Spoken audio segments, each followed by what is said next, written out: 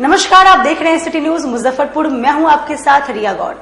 खबरों की ओर बढ़ने से पहले आइए एक नजर डाल लेते हैं आज की सुर्खियों पर। सिटी न्यूज के प्रायोजक हैं water valley NH 28 Sherpur Muzaffarpur.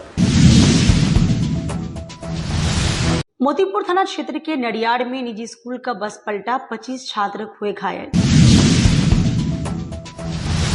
Mithanpura थाना क्षेत्र में संदिग्ध स्थिति में एक युवक की हुई मौत, परिजनों ने हत्या की आशंका जताई।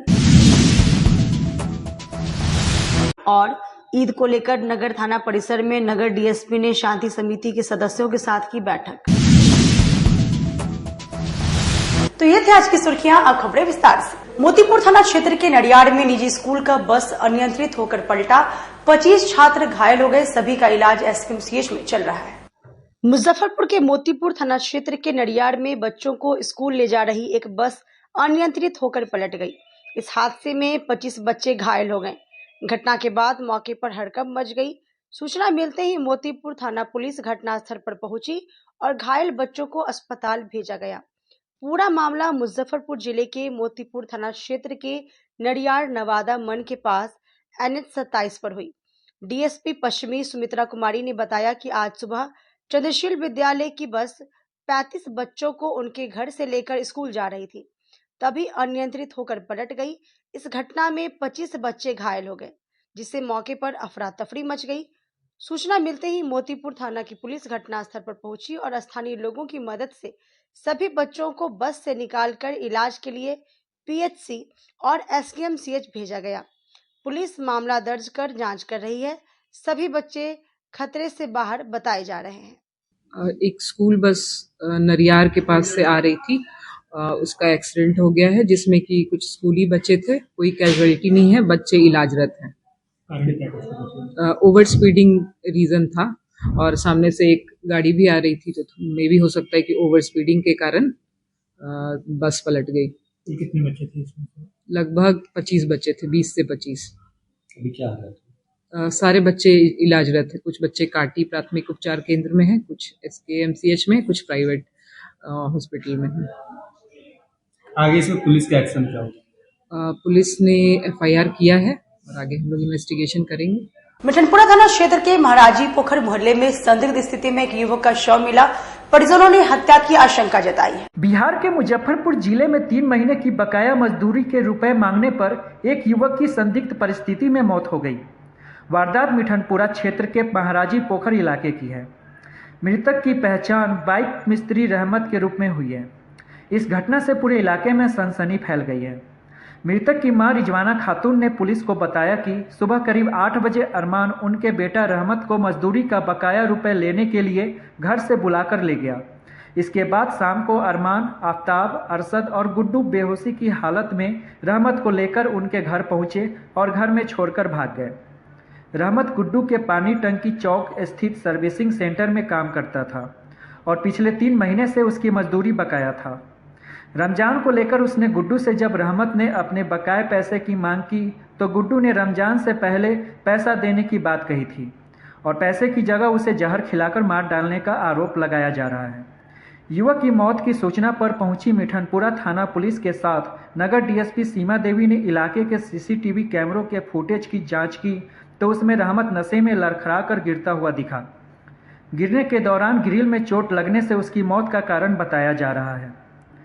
पूरे मामले को लेकर नगर डीएसपी सीमा देवी का कहना है कि बकाया रुपए की मांग पर हत्या का आरोप परिजनों द्वारा लगाया जा रहा है, पर अब तक की जांच में मृतक नशे की हालत में चलकर आता हुआ CCTV में दिख रहा है।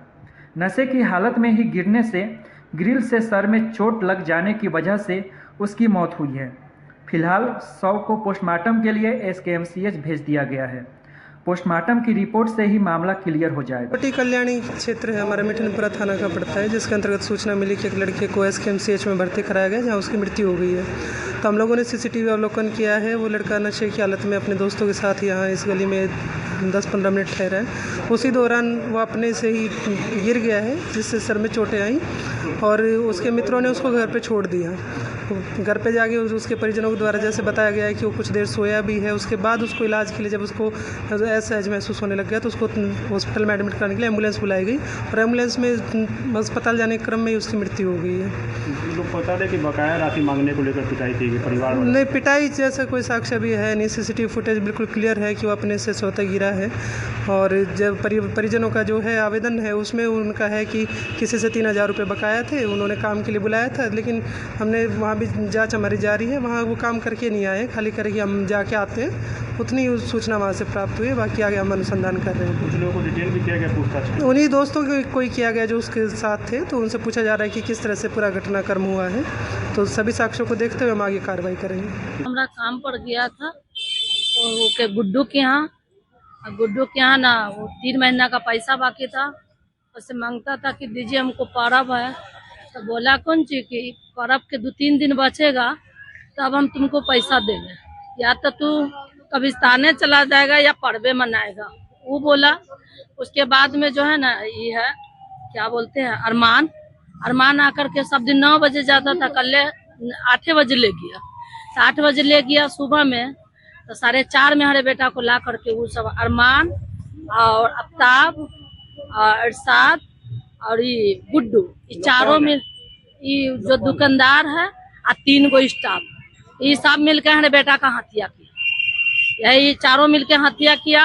अब ला करके देखे मनहोश कर दिया, तो हमरे वहाँ पर ले जाके ऊपर में छोड़ के आओ। जब तक हम निकले तब तक भागा। शराब भी पीता था क्या? नहीं, मेरा बेटा नशा वशा कुछ नहीं करता। शहर में आवारा कुत्तों का मामला सदन पहुंचा। एमएलसी बंसीधर ब्रिजवासी ने पूरा मामला उठाया। दिनेश बाबू को कुत्ता कर देगा तो वही मर जाएगा। नहीं हुजूर। और आपको बताते हैं कि मुजफ्फरपुर शहर में 500 एवरेज लोगों को एक साल में काट रहा है। और लेनिन चौक पर एक व्यक्ति की सांड ने पटक कर उसकी जान ले ली। हमारे शहर के हमारे गार्जियन दिनेश बाबू हैं, बता सकते हैं। और एक बच्चे को नोच के और कुत्ता खा गया। सैकड़े लोगों को कुत्तों ने काट खाया है और कई बच्चों की जान भी ले ली है। और ऐसी ही स्थिति राज्य के अन्य शहरों में, ऐसा इन्होंने कहा है, ऐसी कोई सूचना मुजफ्फरपुर से प्राप्त नहीं है कि कुत्तों के कारण किसी बच्चे की मौत हुई हो। खंड को माननीय सभापति महोदय स्वीकारात्मक है। बिहार नगर पालिका अधिनियम 2007 की धारा 250 घ में जानवरों का लाइसेंसीकरण एवं भटके जानवरों पर नियंत्रण किए जाने का प्रावधान है। दूसरा जो इन्होंने प्रश्न किया है वो अस्वीकारात्मक है। इन्होंने कहा है कि मुजफ्फरपुर शहर में 1 वर्ष के अंदर सैकड़ों लोगों को कुत्तों ने काट खाया है और कई बच्चों की जान भी ले ली है। और ऐसी ही स्थिति राज्य के अन्य शहरों में, ऐसा इन्होंने कहा है, ऐसी कोई सूचना मुजफ्फरपुर से प्राप्त नहीं है कि कुत्तों के कारण किसी बच्चे की मौत हुई हो या उसको काट खाया हो। जो अगला इनका जो खंड है उपर्युक्त, वो भी अस्वीकारात्मक है कि मुजफ्फरपुर शहर में बड़ी संख्या में जो इन्होंने आरोप लगाया है कि गाय घूमते हैं, उनको नगर निगम के द्वारा पकड़ करके गौशाला में उसको निर्वासित किया जाता है, इसलिए ये भी इनका अस्वीकारात्मक है। खंड घ में इन्होंने कहा है, जो ऊपर सारे विषयों को स्पष्ट करते हुए वस्तु स्थिति यह है कि नगर निगम मुजफ्फरपुर के पत्रांक 328 दिनांक 24/3/25 द्वारा प्रतिवेदित किया गया है कि भारतीय जीव जंतु कल्याण बोर्ड के दिशा निर्देश के अनुरूप animal birth control dog rule 2001 अंतर्गत एजेंसी के चयन की कार्रवाई की जा रही है। नगर निगम मुजफ्फरपुर द्वारा यह भी प्रतिवेदित किया गया है कि आवारा पशुओं को पकड़कर गौशाला भेजा जाता है। तो विभाग इस पर जो नियम सम्मत काम है वो समय समय पर जो पब्लिक से जानकारी मिलती है उस आधार पर कर रहे हैं। को भी गौशाला में ही भेजेंगे? नहीं, गाय के लिए बोला गया है कि उनको गौशाला भेजा जाता है। कुत्ते की बर्थ कंट्रोल पर हम लोग निविदा निकाल रहे हैं। महोदय माननीय सदस्य महोदय एक मिनट, यह बहुत बड़ी समस्या है मुजफ्फरपुर शहर की। 4 व्हीलर गाड़ी से जो लोग चलते हैं उन लोगों को पता नहीं चलेगा कि क्या की दिक्कत है। मेरे बेटा को ही कुत्ता काटा। और आपको बताते हैं कि मुजफ्फरपुर शहर में 500 एवरेज लोगों को एक साल में काट रहा है। और लेनिन चौक पर एक व्यक्ति की सांड ने पटक कर उसकी जान ले ली। हमारे शहर के हमारे गार्जियन दिनेश बाबू हैं, बता सकते हैं। और एक बच्चे को नोच के और कुत्ता खा गया। जानकारी हुजूर लिया जाए, बहुत बड़ी समस्या है। और आपके पास नगर निगम में डॉग कैचर वैन भी उपलब्ध है, लेकिन कोई कार्रवाई नहीं हो रही है। और हर गली मोहल्ले में मीडिया रिपोर्ट्स बताते हैं कि 8000 आवारा कुत्ते हैं। और एक खबर मैं आपको बता दूं जो बिहार से जुड़ी खबर नहीं है, अभी दिनेश एक बाबू सप्ताह को पहले कुत्ता कर देगा तो वही मर जाएगा। नहीं नहीं हुजूर, अभी एक सप्ताह पहले एक खबर आई अखबार में, यहाँ बिहार की नहीं थी, नोएडा की खबर थी। एक गाय को कुत्ते ने काट लिया और उस गाय का दूध पीने से कई लोग रेबीज के कारण मरे हैं। एक खबर छपी है फ्रंट पेज पर दैनिक जागरण पर। और मुजफ्फरपुर में सर बहुत बड़ी समस्या है, इसको हम आग्रह करें कि इस पर प्रभावी कोई कार्रवाई की जाए। ये निदान बता ही दिया है। दिनेश बाबू को अगर वो कुत्ता काट ले तो कुत्ता मर जाए, आपने कह दिया। तो ब्रिजवासी जी के जिम्मे तो एक ही काम है कि वैसे कुत्तों को इनके पास पहुंचा दें।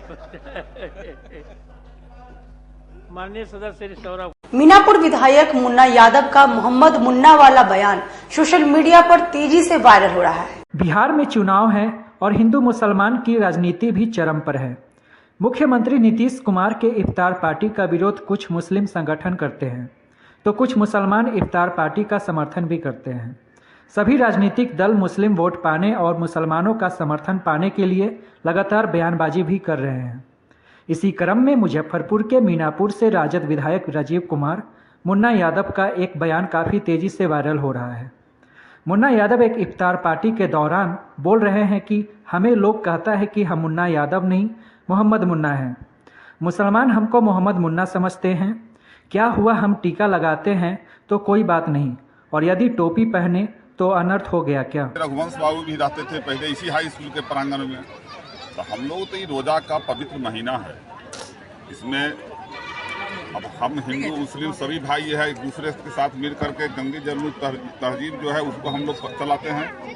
और बड़ी संख्या में हमारे मुस्लिम भाई आए हैं, मैं उनका शुक्रगुजार हूँ कि हाँ हम खबर किए और लोग इतनी तादाद में पहुँच गए, उम्मीद से ज़्यादा लोग यहाँ पहुँचे हैं। उनका स्नेह और प्रेम जो हम लोग हमारे प्रति है, इसके लिए मैं उनका शुक्रगुजार हूँ। दूसरा है कि रोज़ा जो रखा जाता है, इसमें जैसा कि हम लोग जहाँ तक जानते हैं, अब ज़्यादा तो हमारे भाई लोग जानते होंगे, लेकिन हम लोग जानते हैं कि इस महीना में लोग जो हर दिन जो उपवास करके जो रहता है, तो उसमें गरीब लोग जिसको एहसास करना पड़ता है कि हाँ कैसे गरीब लोग बिना अन्न पानी के कैसे जीता है लोग, और इसीलिए इसमें जो है ज़्यादा लोग गरीब का भी मदद करता है, उसको भी देता लेता है। और दूसरा है कि कहा गया है कि खुदा के करीब जाने का रास्ता है ये, जैसा हम लोग को मालूम है, कुछ जानकारी मिली, तो ये बरकत का महीना है। और मैं तमाम बिहारवासी, मीनापुर विधानसभा क्षेत्र की जनता और पूरे बिहारवासी से आग्रह करेंगे कि आपसी भाईचारा बना करके और इस रमजान के पवित्र महीना को पवित्र रहने दें। भाई का काफी सहयोग मिल रहा है, आप काफी भीड़ बच्चे बड़े सभी दिख रहे हैं। मुसलमान भाई जो है, मुन्ना भाई कहता है कि मुन्ना यादव नहीं है, मोहम्मद मुन्ना है, सब लोग जानता है। अरे भाई शुरू से हम लोग तो टोपी पहनते आ रहे हैं भाई, क्या दिक्कत है इसमें? बट टीका कर लिया तो कोई बात नहीं है, टोपी पहन लिया तो अनर्थ हो गया क्या? ये साबित करता है कि हम हिंदू मुस्लिम सिख ईसाई आपस में है भाई भाई। और इस भाई भाई का जो हम लोगों का जो राष्ट्रपिता महात्मा गांधी जी कहे थे, सारे जो महापुरुष बोले थे, उस तरहीब को हम लोग चला रहे हैं। लोग टीका टिप्पणी करते हैं अल्पसंख्यक पर, आज के दौर में देख रहे होंगे, ऐसे लोगों को कैसे देखते हैं? आपने देखा है विधानसभा में मैं बोला था कि जब वो अंग्रेज जो गोली चलवाया था जालियांवाला बाग पर, जनरल डायर जब गोली चलाया था, तो लोग जब पूछा उससे कि तुमने गोली क्यों चलवाई, तो जनरल डायर ने कहा था कि पठान भाग रहे थे इसलिए गोली चलाई। उसी समय अब्दुल गफ्फार खान ने खड़ा होकर बोला था कि एक पठान के अगर पीठ में गोली होगा तो पूरे देश से मुस्लिम जो है आज़ादी की लड़ाई से बाहर हो जाएगा। और 76 लाशें मिली, 5 दिन तक पोस्टमार्टम होता रहा, और 76 के 76 पठान ने अपने सीना पर गोली खाया था। मैं विधानसभा में बोला हूं, इस आजादी की लड़ाई में जितना हिंदू का योगदान है उससे कम मुसलमान भाई का नहीं है। जितना भी इनकलाबी नारा है, 99% नारा जो है मुसलमान लोगों ने दिया है इस देश की आजादी में। इसलिए हम लोग जानते हैं हम आपसी भाईचारा को कायम रखेंगे, उसके लिए सर कटा लेंगे। लेकिन चैती छठ पूजा आने में महज कुछ दिन शेष बचे हैं। ऐसे में शहर के प्रमुख घाटों में एक घाट आश्रम घाट पर गंदगी का अंबार लगा है। देखिए ये रिपोर्ट। लोक आस्था का महापर्व चैती छठ पूजा में महज कुछ दिन बच गए हैं। 1 अप्रैल से नहाय खाए के साथ 4 दिवसीय अनुष्ठान शुरू होगा, लेकिन महापर्व से पहले शहर के तालाबों और बूढ़ी गंडक नदी के घाटों की हालत बद से बदतर है। पूजा स्थलों पर गंदगी का अंबार लगा हुआ है। शहर के प्रमुख घाटों में से एक घाट आश्रम घाट गंदगी और कचरे से अटे पड़े हैं। आसपास के लोग बेधड़क घरों का कचरा तालाबों में फेंक रहे हैं, जिससे व्रतियों को अर्घ देने में भारी परेशानी होगी। स्थानीय श्रद्धालुओं ने कहा कि अगर जल्द ही हालात नहीं सुधरे तो उन्हें मजबूरी में गंदे घाटों पर ही पूजा करना पड़ेगा। पानीकल चौक स्थित निजी विवाह भवन के सभागार में दावते इफ्तार पार्टी का आयोजन किया गया। पानीकल चौक स्थित रॉयल ग्रैंड बैंकेट हॉल में इफ्तार का आयोजन किया गया। इस अवसर पर उपस्थित एक रोजेदार ने कहा कि मुसलमानों के लिए सबसे पवित्र महीना रमजान शुरू है। इस दौरान सभी मुसलमानों पर रोजे रखते हैं। सुबह सूरज निकलने से पहले खाना पीना बंद कर दिया जाता है और फिर दिन भर भूखे प्यासे रहते हैं। फिर शाम को सूरज छिपने के बाद इफ्तार होती है। रोजों के अलावा यह महीना मुसलमानों के लिए इबादत का महीना भी कहा जाता है। इस महीने में इबादत करना अन्य महीनों के मुकाबले ज्यादा फायदेमंद है। साथ ही यह भी कहा जाता है कि मुसलमानों की सबसे पवित्र किताब कुरान भी इसी महीने में नाजिल यानी उतरी हुई। साथ ही रोजा खोलने के बाद दुआ पढ़ने का खास महत्व इस्लामिक परंपरा में बताया गया है। जब कोई व्यक्ति दिन भर रोजा रखता है तो वह अल्लाह की इबादत और सब्र देता है। इफ्तार के समय पढ़ी जाने वाली दुआ अल्लाह का शुक्र अदा करने के लिए होती है। वहीं करने वाले रोजेदार ने कहा कि हम लोग राजनीति से परे हर वर्ष इफ्तार का आयोजन करते हैं और गंगा जमुनी तहजीब की विरासत को आगे बढ़ने का काम करते हैं। इस अवसर पर बड़ी संख्या में शहर के गणमान्य लोग उपस्थित थे। बैंकेट हॉल नवाब रोड में दावती इफ्तार का आयोजन किया गया है। हर साल की भांति इस साल भी आयोजन किया गया है। तमाम देशवासियों को शुभकामनाएं देता हूं और रोजेदार और जो भी यहाँ हिंदू मुस्लिम हमारे भाई हैं सभी यहाँ आज दावती इफ्तार में हैं और सब एक गंगा जमुनी की तहजीब है जो यहाँ आज देखने को मिली है और देखने को मिलेगा और हम लोग का प्यार हमेशा यूं ही बरकरार रहेगा। यहाँ कोई राजनीतिक है नहीं, यहाँ सब मिलजुल के एक साथ दावत इफ्तार का आयोजन करेंगे। ईद आने को लेकर क्या कहिएगा? ईद आने का तो बहुत उत्साह है हम लोगों को। जिस तरह होली उस तरह ईद है। ईद में हम लोग का विशेष रहता है कि जितने भी मेरे हिंदू भाई हैं सब हमारे घर पे आते हैं और एक दूसरे से मिलकर ईद का त्यौहार मनाते हैं। हर साल हम लोग इसको ये करते हैं, हर साल हम लोग आयोजित करते हैं और हम लोग अल्हम्दुलिल्लाह यहाँ पे सब लोग मतलब के गंगा जमुना तहजीब जो होती है यहाँ हम लोग इसको रखते हैं। हम लोग के दोस्त हैं हर इसमें कास्ट में सब आते हैं। एक तरह से हम लोग यहाँ पर एंजॉय करते हैं। हर साल होता रहेगा और आइंदा भी होता रहेगा। क्या परिचय हुआ? मेरा नाम हुआ जफर अकील, इससे कि हम ऑनर है। जमीन विवाद को लेकर छोटे भाई ने बड़े भाई, भाभी और भतीजी की हत्या का किया प्रयास। घायल हालत में एसकेएमसीएच में सभी का इलाज चल रहा है। सीतामढ़ी जिले के पुनौरा थाना क्षेत्र के फतेहपुर गिरनीसानी गांव में सगे भाई ने बड़े भाई पर हमला कर घायल कर दिया। इस घटना में बड़े भाई राजेंद्र कुमार, उनकी पत्नी सीमा देवी और बेटी जूली कुमारी को गंभीर चोट आई है। दोनों के बीच मकान और जमीन के बंटवारे को लेकर पूर्व से विवाद बताया जा रहा है। पूरे मामले को लेकर एसकेएमसीएच में इलाजरत घायल राजेंद्र कुमार ने बताया कि फतेहपुर गांव में वह घर बनवा रहे थे।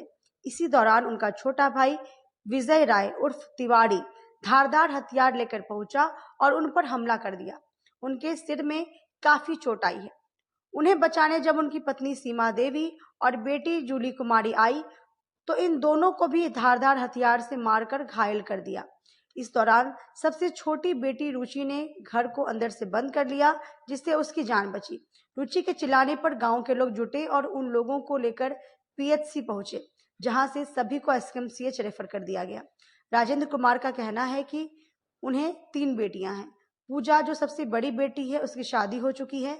जूली और रुचि की शादी अभी नहीं हुई है। दोनों पढ़ाई करती हैं। छोटे भाई विजय राय जमीन के लालच में कहा रहता है, आपका कोई बेटा नहीं है, आप यह जमीन मेरे नाम कर दीजिए, जिसे लेकर पूर्व से विवाद था। इसी विवाद को लेकर रविवार को उनके ऊपर जानलेवा हमला किया गया, जिसमें राजेंद्र कुमार और उनकी पत्नी और बेटी बुरी तरीके से जख्मी हो गए। अभी सभी का इलाज एसकेएमसीएच में चल रहा है। पूरे मामले को लेकर राजेंद्र कुमार का कहना है कि अभी तक पुलिस ने मामले में किसी प्रकार का संज्ञान नहीं लिया है। उन्हें आशंका है कि उनका छोटा भाई घर में अकेली बेटी रुचि की हत्या करवा सकता है, जिसे लेकर उन्होंने प्रशासन से जान माल की सुरक्षा की गुहार लगाई है। पट्टीदारी मामला है, जिसमें जैसे हम ऊपर से उतर के नीचे अपने नीचे मकान के पास जा रहे थे देखने के लिए। रात में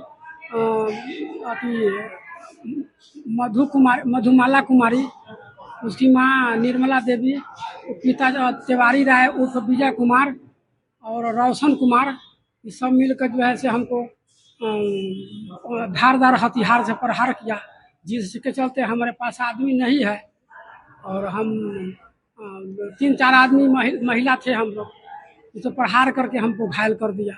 और कौन कौन घायल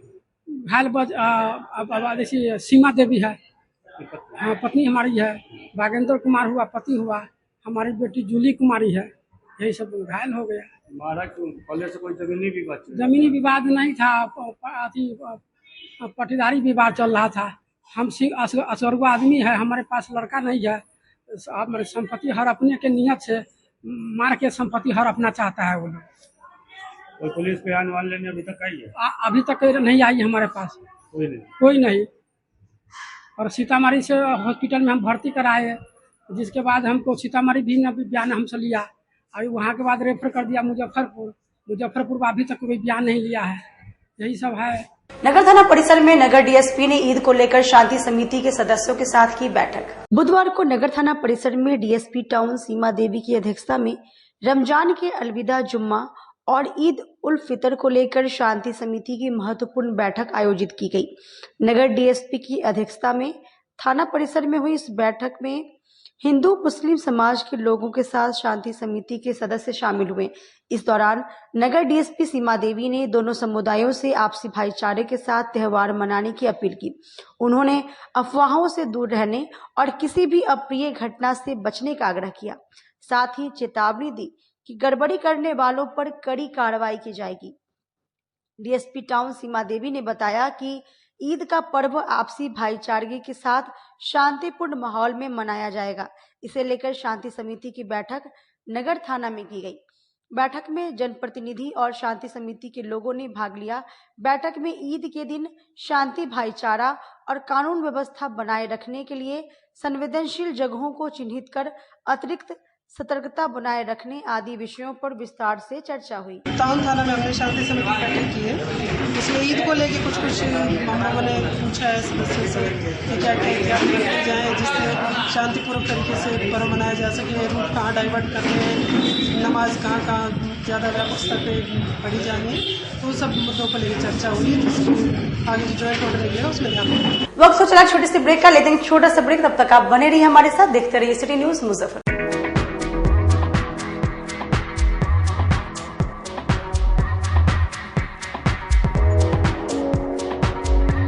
गर्मी में अपने पूरे परिवार के साथ मस्ती करना चाहते हैं तो चले आइए वाटर वैली में, जो कि कच्ची पक्की चौक से 2 किलोमीटर दूर शेखपुर एनएच के समीप स्थित है।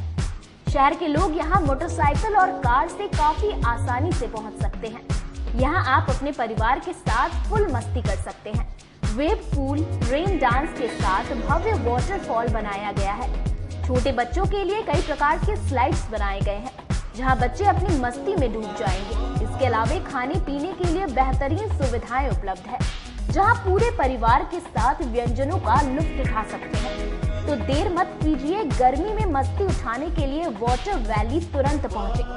हमारा पता है water valley NH 28, Sherpur, Muzaffarpur. हमारा कॉन्टैक्ट नंबर है 6202 584955। चाहे आपका पर्सनल स्पेस हो या corporate office, Marbonite full body vitrified tiles हर कोने को अपनी खूबसूरती से सजाता है। इस पर पड़ने वाले हर कदम को मिलती है एक ताकत, जो देती है आगे बढ़ने का विश्वास। जॉनसन टाइल्स का उत्तर बिहार का सबसे बड़ा शोरूम साई कृपा ट्रेडर्स द्वारा जल्द मुजफ्फरपुर जिले के सकरी सरैया डुमरी रोड में खुलने जा रही है। जल्द आ रहा है आपके शहर में। जल्द ही उद्घाटन की तारीख की घोषणा होगी। मार्बोनाइट विट्रीफाइड टाइल्स बाय जॉनसन। हम पढ़ाई के साथ साथ बच्चों में विश्वास जगाते हैं। Christ Jyoti international school based on CBSE curriculum with co-education. Nursery से +2 के छात्रों के लिए प्रत्येक विषयों के लिए अनुभवी शिक्षकों का समूह है। 5 एकड़ में फैला यह स्कूल बच्चों के बेहतर भविष्य बनाने में सक्षम है। अत्याधुनिक साइंस और कंप्यूटर लैब के साथ स्कूल को बेस्ट डिसिप्लिन का अवार्ड भी मिल चुका है। पढ़ाई के साथ छात्रों की शारीरिक क्षमता बढ़ाने के लिए विभिन्न खेलों का विशेष प्रशिक्षण भी दिया जाता है। नर्सरी से +2 तक के लिए नामांकन प्रारंभ है। हमारा पता है Christ Jyoti international school, Dharmoday Sthali, Madhopur, Rusta, Muzaffarpur. Contact us on 947122108735264757। मैं प्रिंसिपल क्राइस्ट ज्योति कृतिका मृणाल ने अपने बच्चों के बारे में, अपने स्कूल के भविष्य के बारे में बेहतर निगरानी रखती हूँ। मेरे स्कूल में क्वालिटी बेस्ड एजुकेशन होता है। हमारे स्कूल को हाल ही में बेस्ट डिसिप्लिन अवार्ड से नवाजा गया है। हमारे शिक्षक ट्रेंड हैं, अनुभवी हैं और हम अपने बच्चों को पारिवारिक माहौल में पढ़ाते हैं। अपने सपनों की आशिया को दे एक नई पहचान माँ भवानी डेकोर प्राइवेट लिमिटेड के साथ, जो है ऑथराइज्ड डिस्ट्रीब्यूटर ऑफ कजारिया। देश की मिट्टी से बनी टाइल से देश को बनाते हैं। और जहां मिलती है सभी प्रकार के Indian and imported granite, marble, sanitary एवं कोटा स्टोन का अनोखा एवं आकर्षक संग्रह। माँ भवानी डेकोर प्राइवेट लिमिटेड मतलब a complete floor solutions. New 0 mile Dadar road, Muzaffarpur. Call 9934753111। आजकल की बिजी जिंदगी में स्टाइल तो है, पर कंफर्ट का क्या? आपके इसी स्टाइल और कंफर्ट को बेहतर बनाने के लिए नीलकमल लेकर आए हैं first exclusive factory outlet showroom in Mithanpura, Muzaffarpur, जहां home furniture, office furniture, mattress and wedding special पे up to 50% off with EMI facility. Style भी, कंफर्ट भी। उत्तर बिहार का पहला नीलकमल का एक्सक्लूसिव शोरूम आपका स्वागत करता है। एक बार सेवा करो। देखिए बाद एक बार फिर से आप सभी का स्वागत है। ये बढ़ते हैं अगली खबरों की ओर। अगर है आप एनिमल लवर तो शिवम पेट शॉप में आपको मिल जाएगा हर ब्रीड का डॉग, कैट और एक्सोटिक बर्ड्स। अगर आप भी डॉग लवर है और कंफ्यूज है कि उसकी रखरखाव को लेकर, तो ये खबर आपके लिए है। खबर के अंत तक बने रहे। शिवम पेट हाउस के माध्यम से एक ही छत के नीचे आपके घर के सदस्य पेट के खाने पीने से लेकर एक बेहतरीन डाइट के साथ ख्याल रखा जाता है।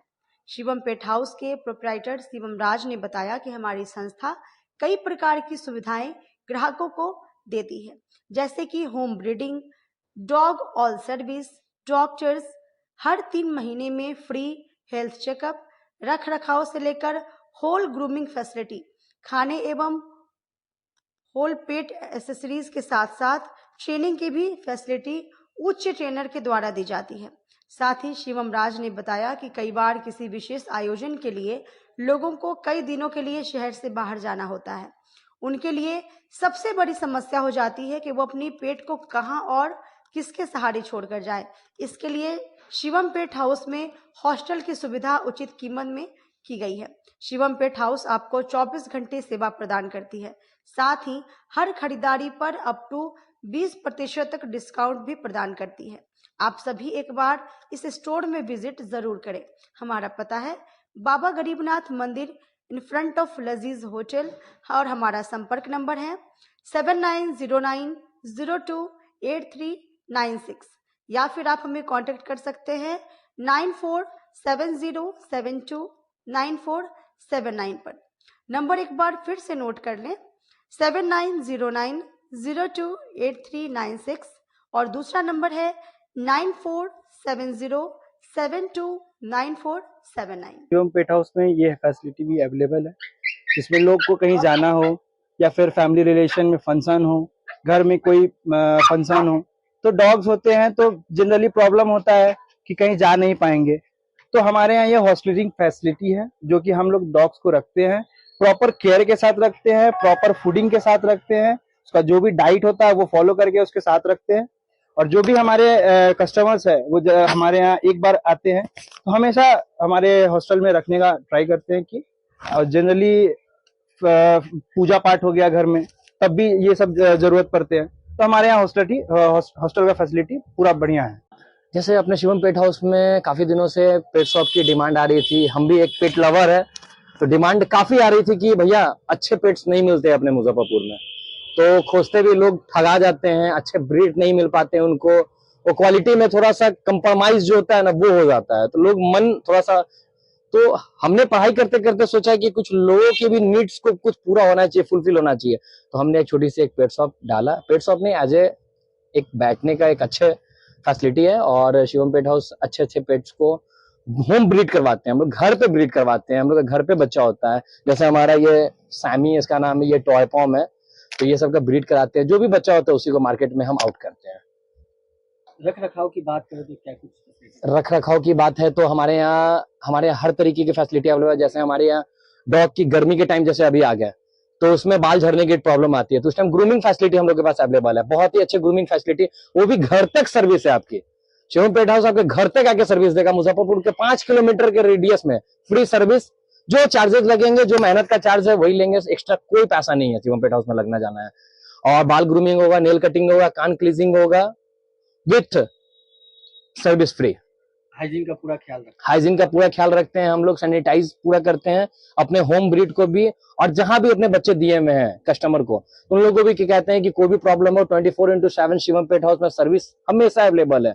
कोई भी प्रॉब्लम हो जो आपको नहीं समझ आ रहा हो, सुबह हो, शाम हो, रात हो, आप फोन करें, पूछ सकते हैं सर्विस की शिवम पेट हाउस में क्या प्रॉब्लम है सर मुझे, तो सर्विस शिवम पेट हाउस हमेशा आपको देगा।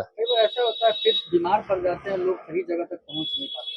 बिल्कुल, सबसे बढ़िया और सबसे उम्दा मुद्दा है ये कि पेट्स बीमार पड़ जाते हैं और अच्छे जगह नहीं पहुंच पाते हैं, और गलत डिसीजन की वजह से डॉग के साथ कुछ गलत हो जाता है। तो इसके लिए हम खुद बहुत ज्यादा सेंटिमेंटल परेशान हो जाते हैं कि नहीं होना चाहिए ये चीज। आज मुजफ्फरपुर में अच्छे अच्छे वेट भी है, वो देखते भी है, और हमारे यहाँ भी वेट बैठते हैं, वो भी अच्छा ट्रीटमेंट करते हैं। डॉग एकदम जैसे तबीयत खराब हो जाता है, जैसे ह्यूमन में, जैसे डॉग में पार्गो वायरस है, तो पार्गो वायरस में उसमें प्रॉब्लम क्या है कि टाइम टू टाइम वैक्सीनेशन लगना है, टाइम टू टाइम घर से बाहर नहीं निकालना।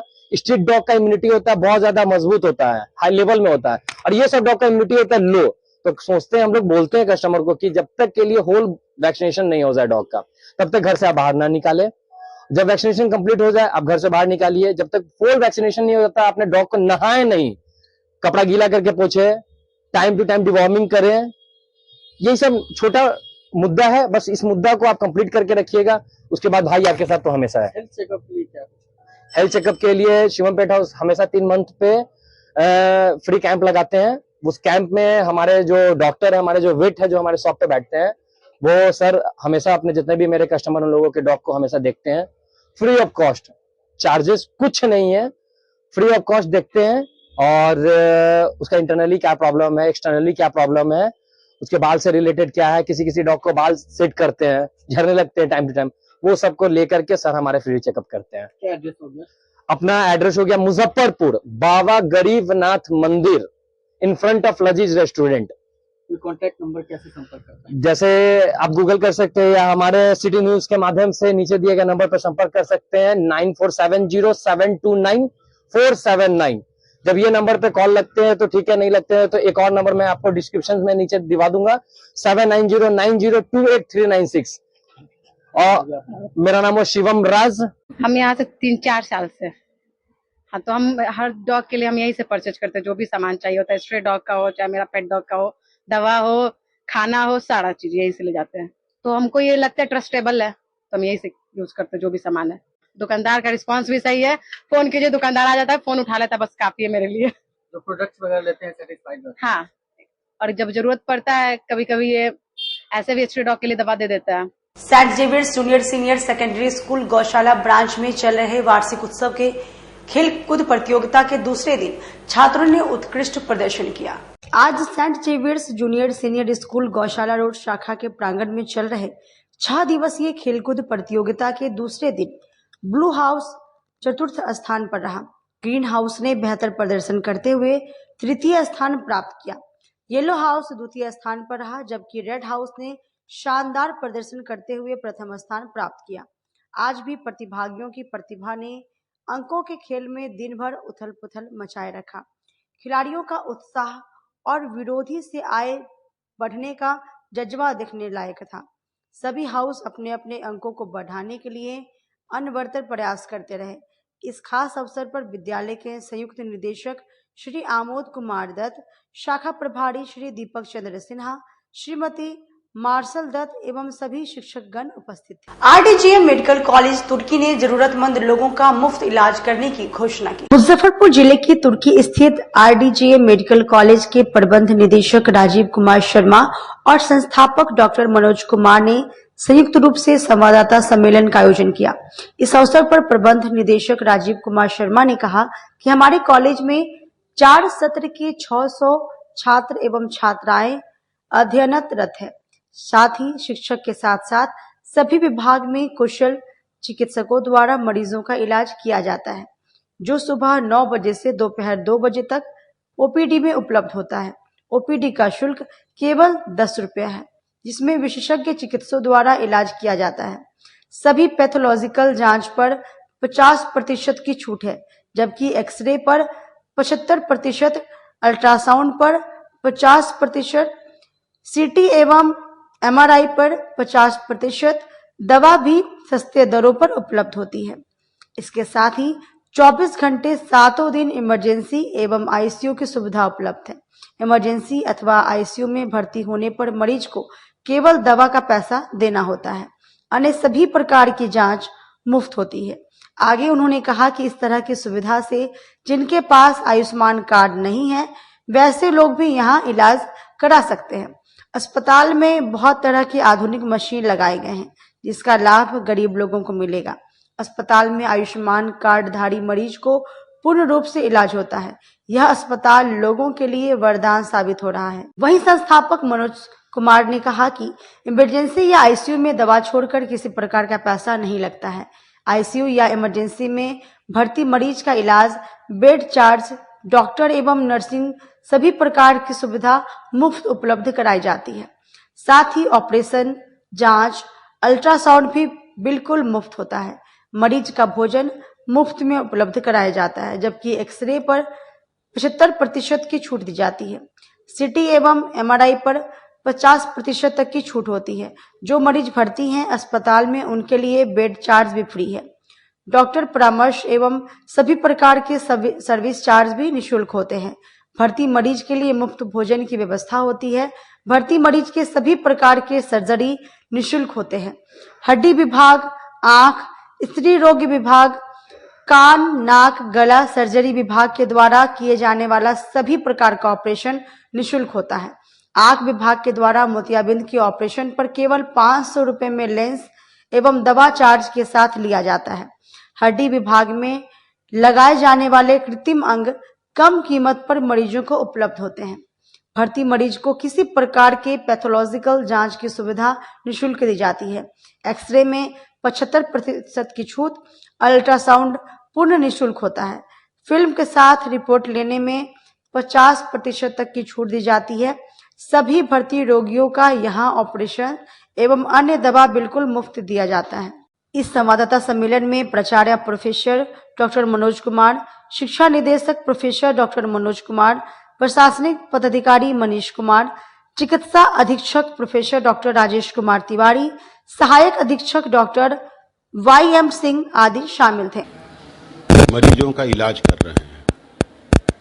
मुझे आप लोगों को बताते हुए खुशी हो रही है और आप लोगों के माध्यम से आम जनता को बताने की इच्छा है कि कॉलेज प्रबंधन ने, कॉलेज के चेयरमैन श्री सुरेश शर्मा जी ने, हमारे गार्जियन और इस कॉलेज के संस्थापक डॉक्टर मनोज कुमार जी ने और कॉलेज प्रबंधन से जुड़े सभी सदस्यों ने ये निर्णय लिया है कि अब से यहाँ पर जो हम लोग जो मरीज भर्ती होते हैं उनके लिए हम लोग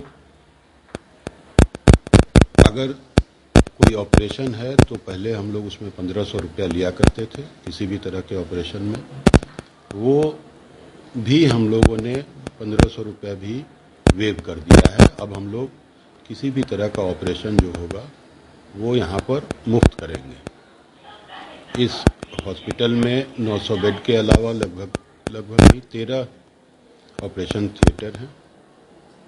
नई नई मशीनें आ रही हैं। हम लोगों का निरंतर प्रयास है कि बेहतर से बेहतर सुविधा हम लोग यहाँ के मरीजों को, यहाँ के लोगों को दे सकें, पहुँचा सकें। इसी कड़ी में हम लोगों ने ज़्यादा से ज़्यादा उपयोग हो सके इस संस्थान के इंफ्रास्ट्रक्चर का, मशीन का, हमारे कुशल डॉक्टर्स का, उसके लिए हम लोगों ने ये निर्णय लिया कि बेड चार्ज तो हम लोग पहले से ही नहीं लेते थे, तो जो भी हमारे यहाँ भर्ती मरीज होंगे उनका बेड चार्ज मुफ्त होगा, उन्हें मुफ्त में भोजन दिया जाएगा, अगर सर्जरी है तो वो सर्जरी मुफ्त की जाएगी। इसके अलावा कोई जांच है तो वो जांच भी हम लोग फ्री करेंगे। एक्सरे अगर है तो एक्सरे में हम लोग बाजार दर जो है उसका 75% डिस्काउंट करेंगे, क्योंकि उसमें कुछ प्लेट वगैरह का खर्च आता है। 25% पे हम लोग एक्सरे करेंगे। सीटी स्कैन करना है, एमआरआई है, अभी नया एमआरआई मशीन हम लोगों ने लगवाया है सीमेंस का, तो उसमें भी हम लोगों ने निर्णय लिया है कि 50% हम लोग छूट देंगे, 50% ही हम लोग अपने मरीजों से लेंगे। ताकि दवा भी हम लोग जो भी मरीज होंगे उसकी हम लोग देंगे।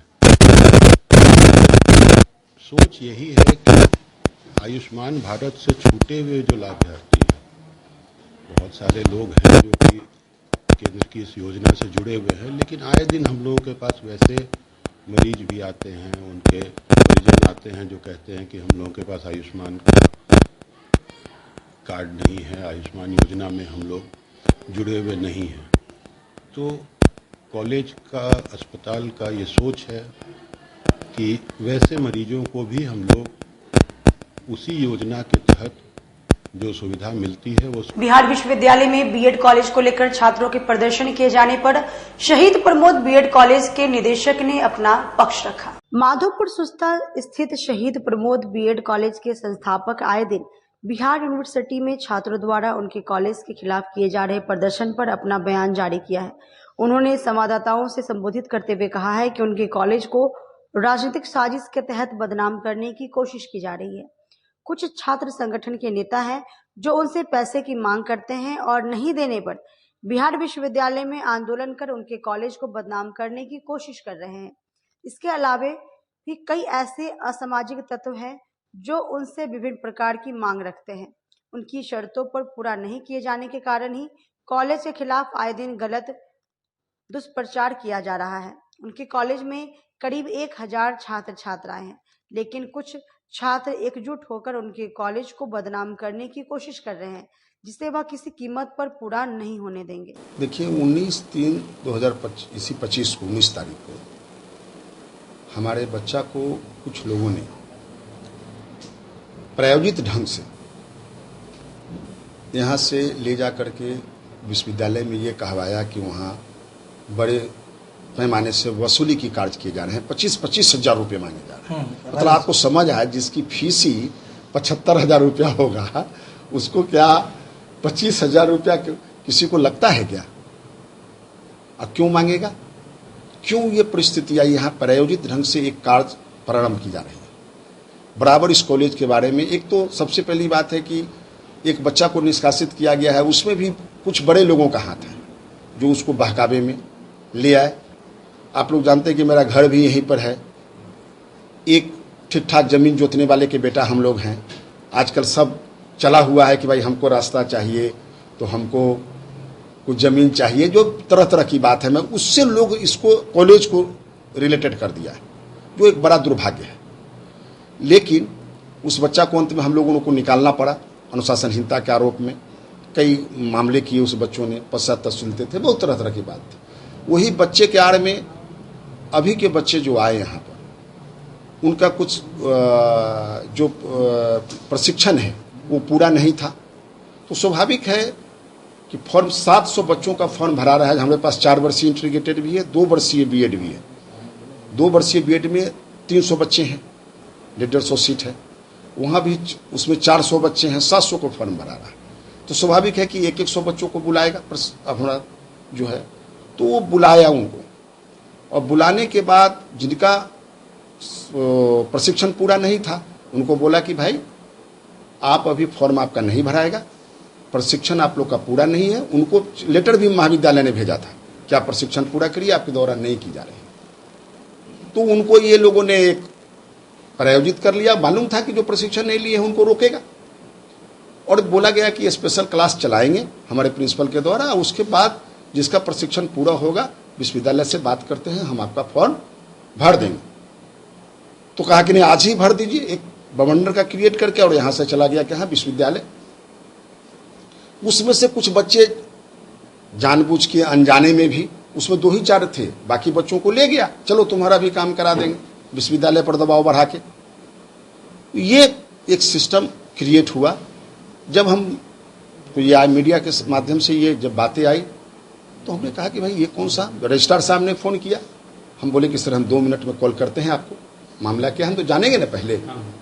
तो मामला में पता चला कि सर जो क्लास नहीं किया, जिसको हम लोग चिट्ठी भेजे हुए थे, उनको बोले कि भाई आप वर्ग नहीं किए हैं, बिना ट्रेनिंग लिए हुए आप लेना चाहते हैं, फॉर्म भरना चाहते हैं, ये ट्रेनिंग कॉलेज है, ये डिग्री कॉलेज नहीं है कि काम चल जाए, इसलिए रोके हैं। और इस सब पर हम लोग देखते हैं कि कैसे स्पेशल क्लास चला के इसको क्लास पूरा करेंगे, इसलिए रोके। तो इसी में कुछ लोग भड़का के, कोई जदयू का अपने आप को कहता है कि अध्यक्ष है, क्या है, कोई चश्मा उश्मा लगाए हुए देखे हैं वीडियो में हम भी, अभिषेक गुप्ता या कुछ है, वो तो हमारा निष्कासित छात्र है, समझे कि नहीं। तो वो सब मिलकर के दूसरे लोगों के इशारे पर यह काम चल रहा है, सिर्फ महाविद्यालय को बदनामी करने के लिए, और कुछ बात नहीं था। आप लोग बच्चे से भी बात किए ही हैं। इससे पहले भी महाविद्यालय को लेकर अनशन हुआ था विश्वविद्यालय में, लगभग पिछले साल ही। दोबारा ये करके मामला है, आरोप लगाया जा रहा है। आखिर क्या वजह है कि बार बार इस महाविद्यालय पर आरोप लगाया? हाँ, वही तो हम बोले हैं कि इसमें दूसरे ढंग से प्रायोजित है। देखिए, बच्चों की तरफ से नहीं। अगर मेरे पास आज के डेट में सिर्फ बीएड कॉलेज अगर मान लीजिए तो 1000 बच्चे पढ़ते हैं, सभी कोर्सेस मिला के, समझे कि नहीं। सबसे ज्यादा 2-3 कॉलेज है बिहार विश्वविद्यालय में, जिसमें बीएड में 3-3, बिहार में 4 ही कॉलेज चल रहा है, इंटीग्रेटेड 4 ही कॉलेज है पूरे बिहार में, जिसमें बिहार विश्वविद्यालय के पास 4 कॉलेज है जो इंटीग्रेटेड की पढ़ाई करती है। उस सभी कॉलेज में आप बोलिएगा तो सब मिलाकर के 1000 बच्चे हैं। तो आखिर यही 1-2 बच्चों को क्यों समस्या आ रही है? ये जो लड़का है उनको दिक्कत हो रहा है कि हम ना पढ़ेंगे, हम छात्र हैं, छात्र संघ के नेता हैं। अरे भाई, राजनीति में कहा गया है कि आप ना पढ़िएगा, आप टीचर बन जाइएगा, नेता है तो फिर राजनीति कर लीजिए, प्रशिक्षण मत लीजिए। तो उनको भी बहकावे में लाया गया। और आपको बेछूट प्रश्न करते हैं, अगर हमारे अलावा अगर हम यहाँ के नहीं होते तो बहुत लोग ये कह रहा था कि ये दे दीजिएगा तो हम इसको बेडोल कर लेंगे। अरे भाई, ये काम कौन करने जाएगा कि आप ये दे दीजिएगा, ये ले लीजिएगा, है कि नहीं। तो ये चल रहा है प्रायोजित ढंग से। हमको कहीं 20 फीट रास्ता दे दीजिए जमीन का, तो हम इसको बेडोल कर लेंगे, मैं इसको जानने वाला हूँ। कोई कह रहा है कि हमको 5 लाख रुपया दिलवा दीजिए, हम लोग छात्र संघ के हैं, तो ये लड़का चुप हो जाएगा। अरे भाई, कौन लोग मांग रहे हैं 5 लाख? अरे भाई, जो आपके जो पहले जो हड़ताल हुए थे, उनके साथे जो लोग बैठे हुए थे, वो अपने आप को बड़ा नेता समझते थे छात्र संघ के। मैं उसका नाम नहीं लेता, सोचेगा कि हम बड़ा अथी और हम बड़ा आदमी हो गया, मेरा नाम ले रहा है। आप लोग खुद समझ रहे हैं, डिमांड भी किया जाता है पैसा। हाँ, पैसे का हमको सब। और आपको बता दें, हम बिहार टीचर्स ट्रेनिंग एसोसिएशन के सेक्रेटरी है पूरे बिहार के। तो इनका कहना था कि पूरे महाविद्यालय से आप हमको कम से कम 1-1 लाख रुपया दिलवाइए, हम लोग संघ चलाते हैं छात्र का। अरे भाई, हमारा बाबूजी के जमींदारी में कोई बसा हुआ है? काहे देगा आपको, कॉलेज चला रहा है। तो वो विश्वविद्यालय में ये तांडव मचाए कि यही आदमी को गिरफ्त में ले लेते हैं, ताकि सबसे दिलवाएगा, ये भी देगा। बस मामला यहाँ ये था। ये जो आरोप लगाया गया है लड़कियों के द्वारा कि सिंगल अंदर रूम में बुलाया गया, 25-25 हज़ार रुपया दिया गया और रसीद नहीं दिया गया, ये इस आरोप में कितना सच्चाई है? आपको बता दें, एक भी बच्ची से भी पूछ लीजिए, अगर आप भी यहाँ पर बैठ करके कोई काम कर रहे हैं, सिंगल रूम में वहाँ महिलाएं भी बैठी हुई है, जो महिलाएं हैं फॉर्म भर रही है, फॉर्म चेक कर रही है। एक बार में तो 5 बच्चों को धूस नहीं न देगी, 1-2 बच्चा जाएगा। और जो आरोप लगाई है वो लोग भी अभी आई हुई है, मुंह बांध करके क्यों बोलती है? खोलिए ना भाई, अगर सच्चाई है तो। आपको बता दें, जो विश्वविद्यालय में आवेदन दिया गया है, फेक विद्यार्थी है। उसमें से कुछ विद्यार्थी हमारा जरूर है, अब बाकी फेक है, सिर्फ नाम लिख दिया, रोल भी नहीं लिखा।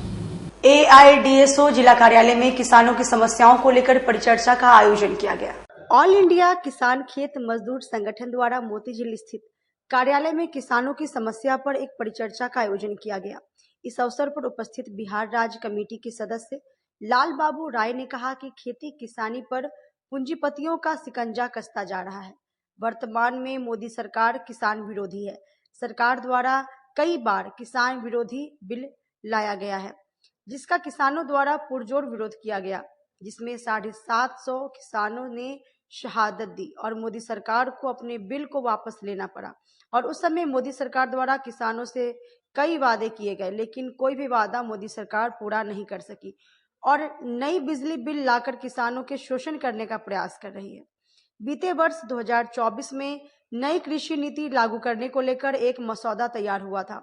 इसके विरोध में किसान एक बार फिर से एकजुट होकर दिल्ली के सीमावर्ती इलाके में आंदोलन कर रहे हैं। नई नीति से एक बार फिर पूंजीपतियों के द्वारा किसानों को शोषण करेगी। इसलिए आज ऑल इंडिया किसान खेत मजदूर संगठन के राष्ट्रीय अध्यक्ष सत्यवान और महासचिव शंकर घोष आए हुए हैं और किसान अपने दर्द को साझा कर रहे हैं। इस परिचर्चा में आगे की रणनीति पर भी चर्चा हुई ताकि किसानों को मोदी सरकार की गलत नीतियों से बचाया जा सके। यहाँ पर बिहार स्तर के किसानों की एक परिचर्चा आयोजित की गई है, जिसमें मुख्य विषय है खेती किसानी पर पूंजीपतियों के बढ़ते शिकंजे। और इसमें खासकर पिछले दिनों जो किसान विरोधी 3 काला कानून के खिलाफ दिल्ली के विभिन्न बॉर्डरों पर किसान संघर्ष किया, 750 किसानों ने शहादत दिया। शहादत के बाद मोदी सरकार को झुकाने का काम किया। मोदी सरकार किसान आंदोलन के दबाव में पीछे हटी और वादा की कि किसान विरोधी 3 काला कानून वापस लेंगे, नई बिजली बिल 2020 को वापस लेंगे और साथ ही साथ देश भर में जो किसानों पर आंदोलन हुआ है, आंदोलन के दौरान जो मुकदमा हुआ है, उन किसानों पर जो मुकदमा है उसको वापस लेंगे। लेकिन इसमें मोदी सरकार ने वादा खिलाफी किया, किसान विरोधी 3 काला कानून वापस लिया। उसके बाद जो भी मांगनी थी वो नहीं माना।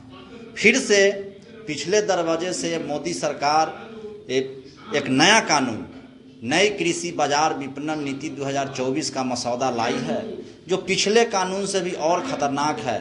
पूरे खेती पर कारपोरेट का कब्जा हो जाएगा, क्योंकि आप जानते हैं कि आज पूरी दुनिया की संपत्ति पर एक पूंजीपति कब्जा किए हुआ है। एक खेती किसानी जो बची हुई है, जो अन्न किसान पैदा करते हैं और देश की उपभोक्ता उसको खरीद करके खाते हैं, उस पर ही कब्जा करना चाहते हैं। इसी को लेकर के आज यहाँ पर परिचर्चा आयोजित है। इस परिचर्चा में किसान लोग बहुत सारे सवाल को रखे हैं। वो हमारे संयुक्त किसान मोर्चा के प्रमुख घटक ऑल इंडिया किसान मजदूर खेत संगठन के राष्ट्रीय अध्यक्ष कॉमरेड सत्यवान और महासचिव शंकर घोष यहाँ आए हैं। वो इस पर विचार करेंगे और जो किसान सवाल किए हैं उसका जवाब देंगे और फिर से बिहार के अंदर में किसान आंदोलन को हम लोग निर्मित करेंगे। गर्मी की धमक शुरू होते ही जिले में एईएस का खतरा मंडराने लगा है। एसकेएमसीएच के पीकू वार्ड में आधा दर्जन से अधिक बच्चे अब तक भर्ती हो चुके हैं। मुजफ्फरपुर जिले में एईएस चमकी के 2 नए मरीज मिले हैं। इन दोनों को मिलाकर पीड़ितों की संख्या 7 हो चुकी है। एक बच्चा बरुराज का है तो दूसरा हथौड़ी का। बरुराज के 3.5 साल के शैफ अली को चमकी के लक्षण आने पर 24 मार्च को एसकेएमसीएच के पीकू में भर्ती कराया गया था। वहीं हथौड़ी के 6 साल के सत्यम कुमार को भी चमकी के लक्षण के बाद भर्ती किया गया। जांच के बाद दोनों में एईएस की पुष्टि हुई है। बीमारी का कारण दोनों में हाइपोग्लाइसीमिया बताया गया है। जिले में अब तक मुशहरी से 2, पारू से 1, कुढ़नी से 1, बोचहा से 2 और मोतीपुर से 1 मरीज में एईएस की पुष्टि हो चुकी है। स्थिति में सुधार होने के बाद सभी को अस्पताल से छुट्टी दे दी गई। एसकेएमसीएच की रिपोर्ट के अनुसार इस साल अब तक मुजफ्फरपुर में कुल 7 मामले आए हैं। एसकेएमसीएच की अधीक्षक डॉक्टर विभा कुमारी ने बताया कि बच्चों के स्वास्थ्य में सुधार होने के बाद उन्हें अस्पताल से छुट्टी दे दी गई है। उन्होंने कहा कि मुजफ्फरपुर जिला प्रशासन और स्वास्थ्य विभाग पिछले वर्षों की तरह 0 डेथ की पॉलिसी पर काम कर रहा है। बच्चों की बीमार होने पर उन्हें तुरंत अस्पताल में भर्ती कराए। अस्पताल में चमकी से संबंधित सभी दवाइयां उपलब्ध है। एईएस को लेके अब तक टोटल 7 बच्चे भर्ती हुए हैं। मंथ 22 फरवरी में 2 भर्ती हुए हैं, मार्च में 5 भर्ती हुए हैं। और सभी की हालत कैसी है? सभी बच्चों के? हाँ, सभी बच्चे ठीक होके चले गए, कोई भी यहाँ एडमिट अब है नहीं, आज के दिन में कोई नहीं है, सबका डिस्चार्ज हो चुका, सब ठीक होके घर गए हैं। गर्मी बढ़ने लगी है, उम्मीद है कि इस बार हाँ, केस बढ़ेगा। तो बच्चों को क्या सुरक्षात्मक कदम उठाने चाहिए? सुरक्षात्मक का जैसे मेरे यहाँ तो रेफर्ड बच्चे मैक्सिमम आते हैं, तो वहाँ जिस फर्स्ट अस्पताल में वो जाते हैं वहाँ उनका शुगर टेस्ट करना है, उनका शुगर ब्लड शुगर मेंटेन होना चाहिए। मदर लोग को अपना प्रचार प्रसार जो भी सिविल सर्जन डिस्ट्रिक्ट लेवल से करवाएं कि बच्चा को शाम होते हुए खाना पीना भरपेट खिला के सुलवाएं, ताकि उनका 4 बजे के बाद जो उनको पसीना आने लगता है, बुखार आने लगता है, चबकी आने लगता है, तो शुगर उसमें घट जाता है। तो ये सब अगर पैरासीटामोल है तो जो आशा वर्कर हैं जो भी हैं या पीएचसी में जो अगर बच्चे जाते तो उनको पैरासीटामोल दें। पीएचसी में तुरंत उनको अगर शुगर कम है तो उनको ग्लूकोज दे चला के तब यहाँ भेजें। प्रिकॉशन यही सब है। घर पर जो बच्चे हैं उनके खान पान में किस तरह का खाना दिया जाए कि बच्चों को ये परेशानियां न हो? खान पान में कि शाम के बाद उनको खाली जैसे होता है, खेलते खेलते बच्चा 7 बजे सो गए, उनको खाना खिलाने का रात में 8 बजे जरूर 8 बजे 9 बजे उनको भरपेट खाना खिलाने का एवरी एनीड पेरेंट्स का काम है कि ये चीज वो देखें। पानी वगैरह की मात्रा? हाँ, हम पानी भी दें, पानी और खाना दोनों चीज का एकदम ध्यान देना जरूरी है। प्रारंभिक लक्षण क्या है? जैसा वो लक्षण दिखे तो तत्काल बच्चे सुस्त हो जाते हैं, फीवर आ जाता है, पसीना आने लगता है, सुस्त पड़ने लगते हैं, चमकी आने लगता है, बेहोश होने लगते हैं। ऐसे कंडीशन में घर पे नहीं रोके? हाँ, ये तो पूरे सब जगह पीएचसी लेवल सीएचसी लेवल प्रचार किया हुआ है कि अगर कोई भी ऐसा बच्चा घर में मिलता है, कोई आंगनबाड़ी हो चाहे आशा हो, तो तुरंत इस बच्चे को हॉस्पिटल पहुंचाए। फिर वहाँ के हॉस्पिटल का डॉक्टर का काम है कि मेडिकल कॉलेज में या सदर हॉस्पिटल में फोन करे, फिर बच्चा को यहाँ पहुँचवाए, उनकी रिस्पॉन्सिबिलिटी यहाँ तक है। फिर यहाँ तो पूरा इलाज। कालीबाड़ी रोड स्थित बालाजी हनुमान मंदिर के प्रांगण में बालाजी हनुमान मंदिर समिति की एक अहम बैठक आयोजित की। आज कालीबाड़ी रोड स्थित बालाजी हनुमान मंदिर के प्रांगण में बालाजी हनुमान मंदिर समिति की एक अहम बैठक हुई, जिसकी अध्यक्षता जय किशोर गुप्ता तथा संचालन सुनील कुमार ठाकुर ने किया। इस अवसर पर पूर्व के कमेटी के द्वारा आय व्यय का ब्यौरा कोषाध्यक्ष राजकुमार राजपाल ने दिया तथा पिछले साल का प्रतिवेदन अमरेंद्र कुमार अमर ने दिया। उसके बाद सब समिति से वर्ष 2025 से 26 के लिए नई कमेटी का गठन किया गया, जिसमें सर्वसम्मति से अध्यक्ष राकेश तिवारी, उपाध्यक्ष कौशल किशोर, महासचिव प्रमोद शाह एवं सचिव चंद्र प्रकाश गुप्ता उर्फ चंदन तथा कोषाध्यक्ष राजकुमार राजपाल को मनोनीत किया गया तथा मीडिया प्रभारी राजू भोजपुरिया को दिया गया। इस अवसर पर समिति ने निर्णय लिया कि इस बार हनुमान मंदिर के मुख्य जजमान संजीव कुमार श्रीवास्तव सपत्नी होंगे। इस अवसर पर मुख्य पुरोहित उपेंद्र कुमार मिश्रा ने कहा कि रामनवमी के अवसर पर बालाजी हनुमान मंदिर में 9 दिन कार्यक्रम का आयोजन किया जाएगा, जिसमें मुख्य रूप से अष्टमी को रामधुन प्रारंभ होगी जो रामनवमी के दिन समाप्त होगी। उसके बाद भारी संख्या में महिलाओं के द्वारा हनुमान ध्वजा शोभा यात्रा निकलेगी जो शहर के मुख्य मार्ग से होते हुए पुणे बालाजी हनुमान मंदिर में समाप्त होगी। उसके बाद संध्या में महाआरती एवं महाभंडारा का आयोजन किया जाएगा। इस अवसर पर शिव शंकर प्रसाद साहू उर्फ राजू जी, पंकज सिंह, मनोज श्रीवास्तव, विश्वनाथ शाह, प्रमोद कुमार, गौतम कुमार मुख्य रूप से शामिल हुए। में क्या विचार आई है रामनवमी पूजा के लेके? आज बालाजी हनुमान मंदिर कालीबाड़ी रोड तिलपोखरिया स्थित बालाजी के प्रांगण में आज रामनवमी महोत्सव 2025 का अहम बैठक हुई, जिसमें पिछले वर्ष के कमेटी के द्वारा आय व्यय का ब्यौरा दिया गया है, जिसे सभी ने एक मत से स्वीकार किया है, अनुमोदित किया है। उसके बाद इस बार बालाजी हनुमान मंदिर ऐतिहासिक रूप से रामनवमी महोत्सव मनाने जा रही है, जो इस बार राम जन्मभूमि बनने के बाद दूसरी बार जन्मभूमि मतलब ये रामनवमी है। तो ये एक ऐतिहासिक कार्यक्रम यहाँ पर नए कमेटी के द्वारा किए जाएगी, जिसमें सब सम्मति से इस बार अध्यक्ष श्री राकेश तिवारी जी को, महासचिव श्री प्रमोद शाह जी को तथा सचिव श्री चंद्र प्रकाश उर्फ चंदन जी को मनोनीत किया गया है। कोषाध्यक्ष पूर्व के भांति इस बार भी राजकुमार राजपाल कोषाध्यक्ष है और इस बार मीडिया प्रभारी के लिए सब सम्मति से राजू भोजपुरिया का नाम प्रस्तावित किया गया है। इस बार का सबसे बड़ी मतलब रामनवमी का ये रहेगा कि महिलाओं के द्वारा बृहत रूप से ये कमेटी के द्वारा लोगों को आमंत्रित भी घर घर जाकर आमंत्रित किया जाएगा कि अधिक से अधिक महिलाएं इसमें शामिल हो और अपने रामलला के जन्म महोत्सव को धूमधाम से मनावे। यही बालाजी हनुमान मंदिर का कार्यक्रम है। अब यहाँ पे आप बताइए सर, आगे क्या कार्यक्रम है? आज बालाजी मंदिर के प्रांगण में रामनवमी को लेकर के अहम बैठक हुई, जिसमें विभिन्न योजनाओं का क्रियान्वयन किया गया और उसमें निर्णय लिया गया है कि इस बार जो है बहुत धूमधाम से बालाजी हनुमान मंदिर के तरफ से प्रोसेशन का भी आयोजन किया जाएगा और भव्य तरीके से इस बार पूजा का आयोजन करने का विधि विधान है। आप बोलिए सर जी।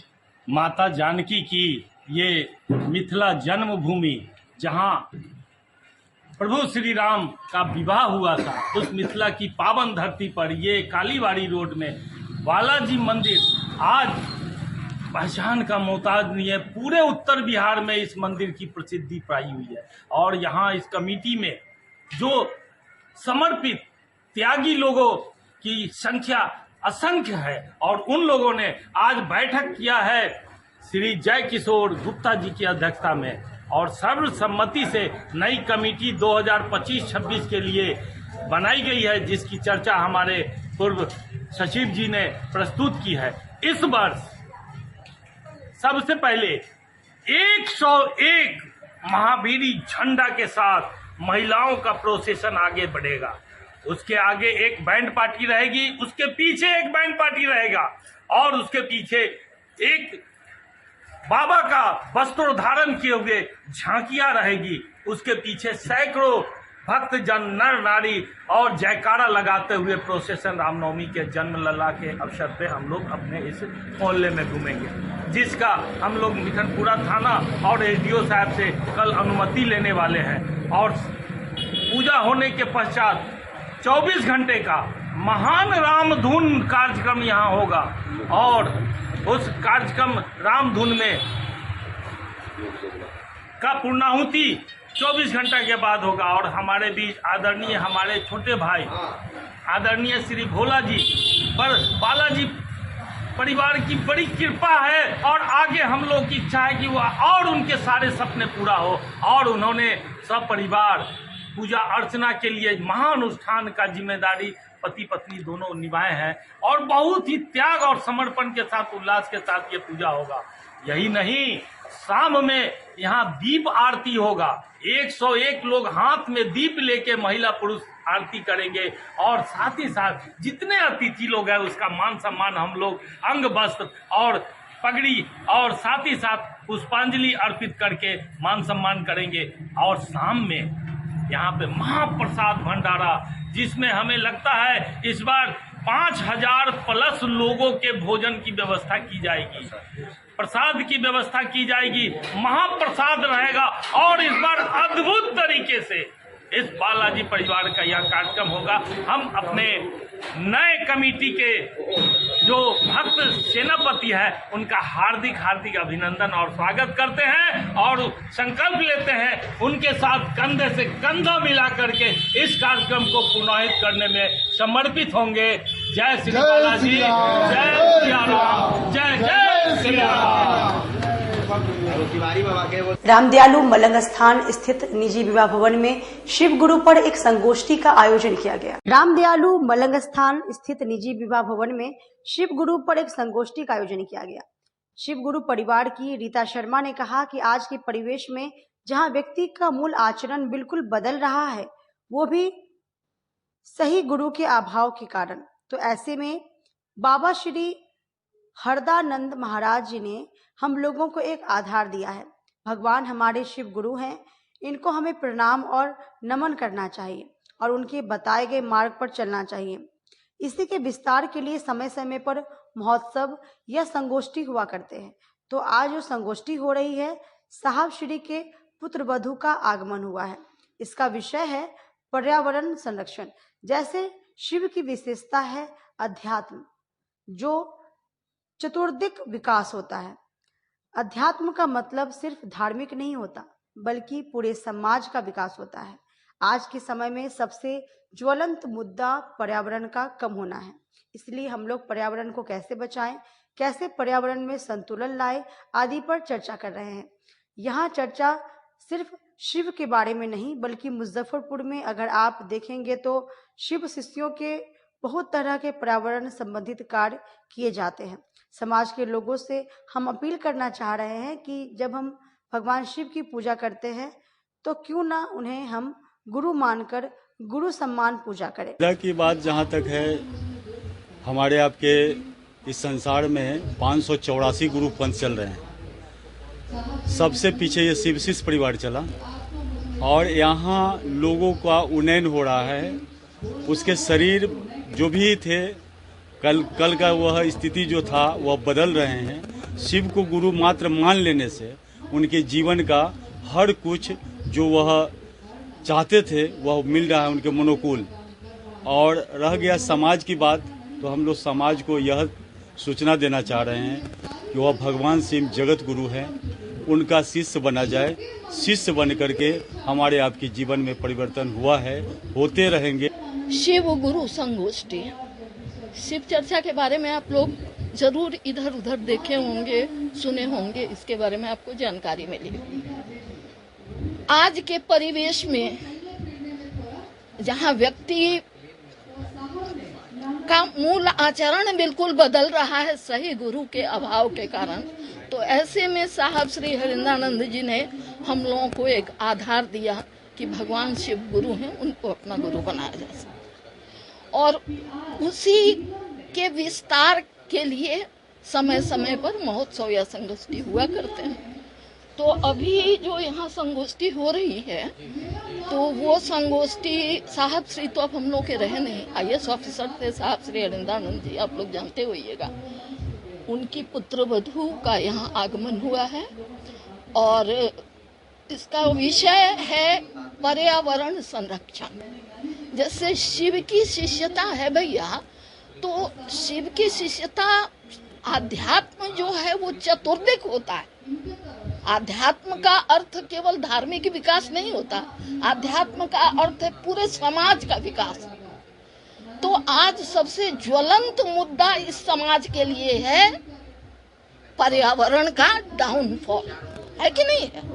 तो जो शिव का शिष्य होगा वो शिव की सृष्टि को बचाने के लिए कैसे नहीं काम करेगा, करेगा ही करेगा।